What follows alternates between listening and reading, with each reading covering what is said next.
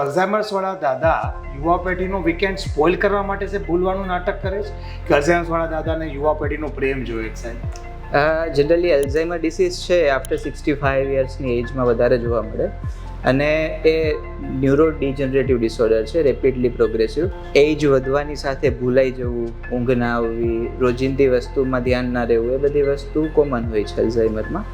અમુક સિમ્ટમ્સ એવા હોય છે જે લોકો એવું કહે કે ઉંમરના હિસાબથી તો બધાને એવું થાય જ, પણ એવું હોતું નથી. જનરલી જીનેટિક ડિસઓર્ડર છે, અમુક જીન અમુક એજ પછી કામ કરવાનું ઓછું કરે, એના કારણે અલ્ઝાઇમર ડિસીઝ થાય.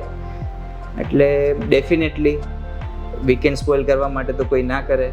એને બી એના છોકરાઓ ખુશ થાય, બારે જાય, બધું જોવે, હરે ફરે તો ગમે. એટલે એવું નથી કે વીકેન્ડ સ્પોઇલ કરવા માટે દાદા ભૂલી જાય છે. પણ અલ્ઝાઇમર ન્યુરોડિજનરેટિવ ડિસઓર્ડર છે એટલે અમુક સિમ્ટમ્સ છે એ બહારથી ના દેખાય પણ અંદરથી એ દાદા મહેસૂસ કરતા હોય એવું બને.